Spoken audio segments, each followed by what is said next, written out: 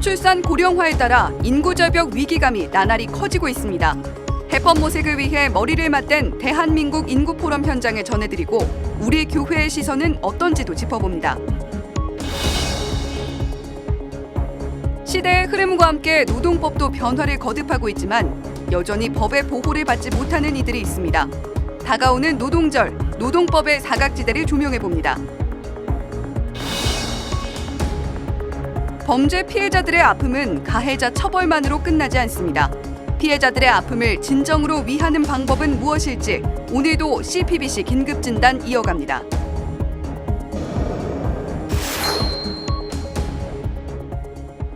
시청자 여러분 안녕하십니까? 4월 26일 수요일 CPBC 뉴스입니다. 저출산과 인구 감소 문제, 국가적 과제가 된 지 오랜데요. 국회에서 해법을 모색하는 포럼이 열렸습니다. 여야 원내대표는 저출산 위기 극복을 위한 결의문을 낭독했습니다. 김정아 기자가 취재했습니다. 지난해 우리나라의 합계 출산율은 0.78명. OECD 회원국 중 꼴찌 수준입니다. 저출산 극복을 위해 15년간 280조를 쏟아부었지만 별 효과가 없었습니다. 국회 보건복지위원회와 CBS가 대한민국 인구포럼을 개최한 이유입니다. 저출산의 원인은 아주 복합적이고 구조적입니다. 고용, 주택, 복지, 교육 등 여러 난제가 뒤얽힌 고차 방정식입니다. 저출산 문제는 우리의 미래가 걸린 일입니다. 국회가 그것을 실천에 옮기기 위해서 더 열심히 뛰도록 하겠습니다. 국회 보건복지위원장 정춘숙 의원은 기조발제를 통해 저출산의 원인으로 여전히 여성에게 쏠려있는 가사노동과 독박육아, 그리고 남녀 임금 격차를 꼽았습니다. 돈 얼마 좀 해달래? 처음엔 글쎄 1억? 요즘 3억 줘도 애를 안 낳는데요. 왜냐하면 내 인생을 그것과 바꿀 수가 없다고 생각하는 겁니다. 정의당 이정미 대표는 정부의 이중적인 태도를 지적했습니다. 정부가 앞에서는 아이를 많이 낳자고 하면서 뒤에서는 청년들에게 69시간 일하라고 하면은 언제 연애하고 언제 결혼하고 언제 아이를 낳아서 기를 수가 있겠습니까? 국민의힘 김기현 대표는 인구 문제는 시한폭탄과 같다며 저출산 극복에 종교계가 함께해 줄 것을 요청했습니다. 가톨릭, 기독교, 원불교, 불교를 포함한 모든 종교단체들도 이 일에 좀 더 그동안 수고를 많이 해주셨지만 앞으로 좀 더 많은 관심과 노력을 기울여 주시면 큰 힘이 되지 않을까 하는 생각을 해봅니다. 여야 원내대표는 나란히 단상에 올라 저출산과 인구 위기 극복을 위한 결의를 다졌습니다.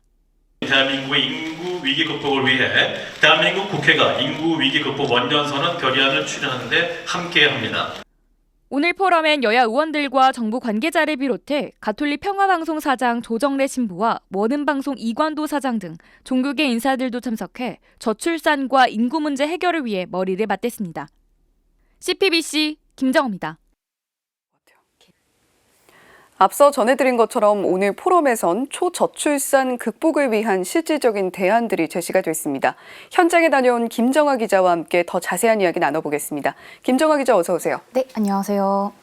네, 지금 초저출산을 만든 원인들을 좀 짚어봐야 될 것 같은데 어떤 것들이 지적이 됐습니까? 네, 크게 세 가지인데요. 여성들의 경력 단절, 주거 부담, 육아 부담이 있습니다. 류호정 정의당 의원은 패널 중 유일하게 아이가 없고요. MZ세대 의원입니다. 류 의원은 2030 여성들이 아이를 낳지 않는 이유에 대해서 이렇게 말했습니다. 네. 자신이 출산을 포기한 순간은 20대 중반 회사원 때라면서 회사를 보니 여자 선배들은 있었지만 아이가 있는 선배는 없었다고 말을 했습니다.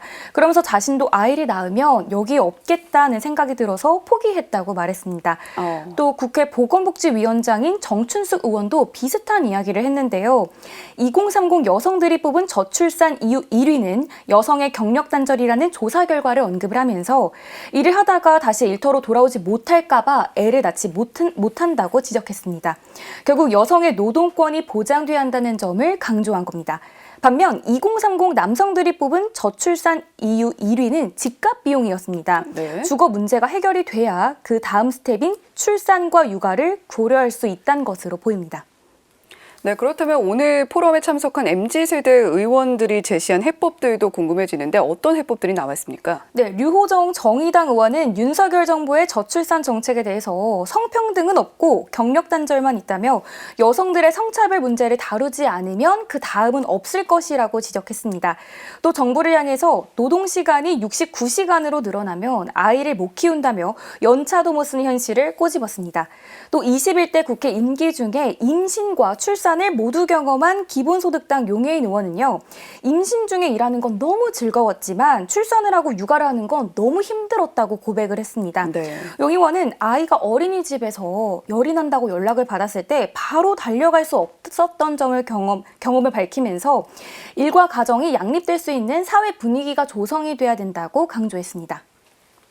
네, 김정화 기자가 현장에 다녀오셨으니까 또 여쭤보겠습니다. 오늘 포럼에서 어떤 점이 가장 인상 깊었나요? 네, 정춘숙 국회 보건복지위원장은요, 저출산에 대한 진단과 해법들은 이미 다 나와 있는데 이걸 어떻게 구체적으로 실천할 것이냐가 가장 중요하다고 말했습니다. 정 위원장은 그 실천 방안이 이번 대한민국 인구 포럼의 성과가 돼야 된다고 강조를 했는데요. 또 정신과 의사인 신희진 전 의원은 출산도 심리다 이렇게 강조를 했습니다. 인간이 어떤 결정을 할 때 의식적으로 내리는 결정의 30%가 이제 의식적으로 내리는 거고요. 70%는 뭔가 좋을 것 같아서 내적 동기에 의해서 내리는 결정이라고 합니다. 네. 근데 많은 학자들의 결론에 의하면 물질적인 풍요보다는 이해를 받고 사랑을 받는 이런 애착이 더 중요하다고 하는데요. 지금 다음 세대의 돌봄 교육 정책을 과학적인 측면으로 봤을 때 코로나 팬데믹 이후에 아이들의 발달이 좀 늦어지고 있다고 합니다. 그러면서 이 아이들이 자랐을 때 합계 출산율이 더 떨어질 것 같다고 우려했습니다. 네, 더 떨어지게 된다면 정말 인구 절벽 위기인데요. 네, 그렇죠. 신전 의원은 코로나 팬데믹 이후에 신촌 세브란스 폐쇄병동 중 3분의 2가 청소년들이라고 밝히면서 최근 들어서 자해와 자살 시도를 하는 청소년들이 급격히 늘었다고 언급했습니다. 네. 신전 의원은 양육의 질에 대해서 깊이 고민해봐야 된다고 강조를 했는데요. 또 지금 자라나는 아이들이 인간을 좋아하는 사람이 될지 생각을 해봐야 된다고 하면서 코딩 교육보다는 이제 친구들과 놀게 하는 것이 이 아이들이 건강하게 성장하는 데 더 중요할 것 같다 강조를 했고요. 만약 이 부분들이 해결이 되지 않는다면 이 아이들이 성인이 됐을 때 합계 출산율이 더 많이 떨어질 것이라고 경고했습니다.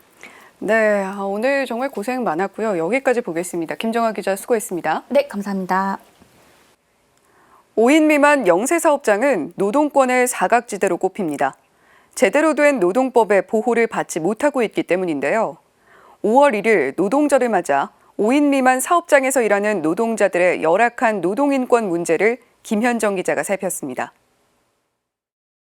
국내 노동자 5명 중 1명은 5인 미만 사업장에서 일하고 있습니다. 그런데 이들 사업장의 노동자들은 수십 년째 근로기준법의 보호를 받지 못하고 있습니다. 이렇다 보니 주 52시간제는 물론 휴업수당도 받지 못하는 실정입니다. 뿐만 아닙니다. 직장 내 괴롭힘을 당해도 법에 호소할 수조차 없습니다. 노동자에게 해고는 생명줄이 끊기는 것과 마찬가지입니다. 하지만 5인 미만 사업장의 노동자는 부당 해고로부터도 보호받을 수 없는 처지입니다. 괴롭힘의 경우에는 5인 미만 사업장의 노동자들은 전혀 신고를 할 수가 없는 거죠. 네. 이런 모순된 점들이 있고, 그리고 수당, 이런 문제점들을 회사에 지적을 하거나 이 괴롭힘 피해를 사업장에 말을 한다고 하면은 이게 심지어 해고 규정도 적용이 되지 않거든요. 5인 미만 사업장은 사업자들이 정당한 이유 없이 언제나 해고를 할 수가 있어요. 또한 이들 노동자는 야간, 연장, 휴일 근로를 해도 임금을 더 받지 못합니다. 근로기준법에 규정한 가산임금 적용 대상에서도 빠져 있다 보니 저임금의 고통에 계속 시달려야 하는 상황입니다. 실제로 5인 미만 사업장 노동자는 평균 임금 노동자들에 비해 주당 9.6시간이나 더 일하는 걸로 조사됐습니다.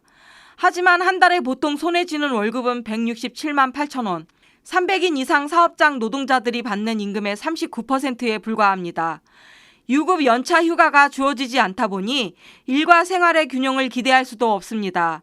불규칙 노동이 가져다주는 고통은 이루 말할 수 없습니다. 근로기준법을 전면 적용해야 한다는 요구가 계속해서 나오는 이유입니다. 국가인권위원회는 2008년과 지난해 소규모 사업장에도 근로기준법을 적용하라고 거듭 권고했습니다. 국회에서도 매 회기 때마다 관련법 개정안이 발의됐지만 논의조차 되지 못하고 자동 폐기됐습니다. 경영계의 반발과 함께 국가 행정력 부족이라는 이유를 들어섭니다. 이를 두고 노동계와 학계에선 정당한 이유가 되지 못한다고 반박하며 비판의 목소리를 멈추지 않고 있습니다. 최저임금법, 산업재해보상보험법, 근로자 퇴직급여 보장법 이것들도 원래 일정 규모 미만의 사업장들은 다 적용이 제외가 됐었어요, 과거에는. 그런데 지금은 점차 적용 범위가 확대돼서 모든 사업장에 적용이 되고 있습니다. 그래서 이 법 적용의 형평성 관점에서도 이 근로기준법의 일부 규정만 법 적용의 어려움이 특별하다라고 보기는 어렵죠. 근로기준법이 맨 처음 제정된 건 1953년. 그로부터 70년이 지났지만 5인 미만 사업장 노동자를 대상으로 한 차별은 지금도 계속되고 있습니다. 그 법이라는 게 원래 약자를 위해서 만들어졌는데 그 법은 그 5인 미만 제외시켰다는 거 영세 사업자, 그 사업주를 위한 거지 거기서 일하는 사람들은 그쵸 배려하지 못한 부분이죠. 소규모 영세 사업장 노동자들에게도 차별 없이 근로기준법이 적용될 수 있도록 정부와 국회가 이제라도 응답해야 할 때입니다. CPBC 김현정입니다.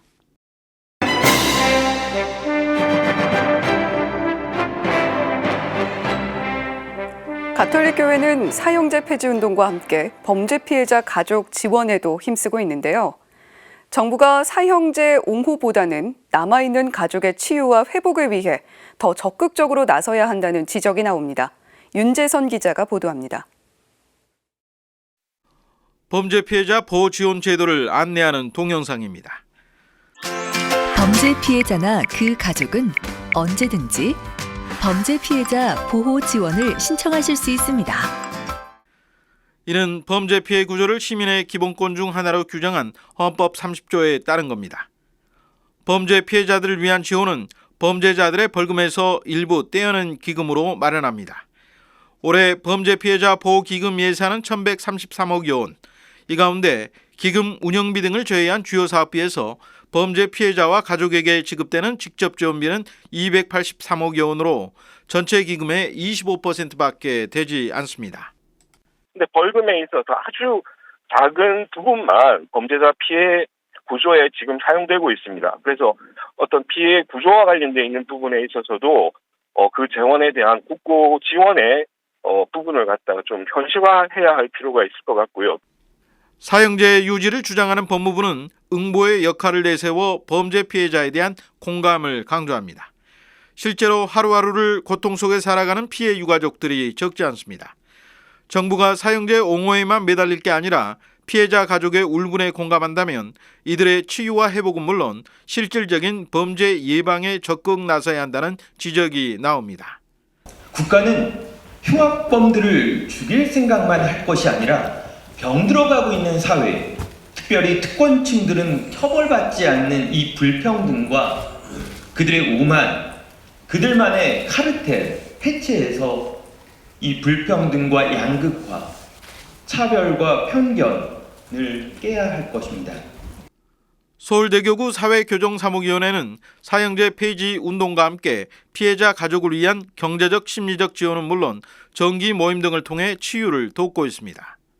피해자들 가족들이 서로가 함께 모여서 한 달에 한 번씩 모임을 가지고 있는데 우리가 이제 해밀이라고 합니다. 해밀이라는 거는 비온 뒤에 땅이 굳는다라는 그런 말로 되어 있는데 그런 어려운 사정들 사이에서 그 이후에 서로 만나서 서로가 또 가족이 되어서 땅이 굳는 사형은 또 한 명의 폭력 희생자를 낳고 또 다른 한 가족에게 지울 수 없는 상처와 고통을 안깁니다. 현대일 신문은 어렵고 힘든 상황에서도 사형제 폐지의 뜻을 함께하는 피해자 유족도 있다고 증언합니다. 오히려 이렇게 사형제도로 인해서 또 한 명이 죽으면 그러한 피해자 가족이 한 명이 더 생기는 것이라고. 그래서 얼른 이거 폐지를 해서 사람이 사람을 죽이는 일이 더 이상 있어서는 안 된다라고 하면서 국가의 책무는 합법적 살인에 있지 않습니다. 피해자와 그 가족에 대한 보호와 충분한 지원을 통해 희망의 창이 되어주는 것, 바로 그것이 국가의 역할이자 책무일 겁니다. CPBC 윤재선입니다. 이상으로 CPBC 뉴스를 마칩니다. 시청해주신 여러분 고맙습니다.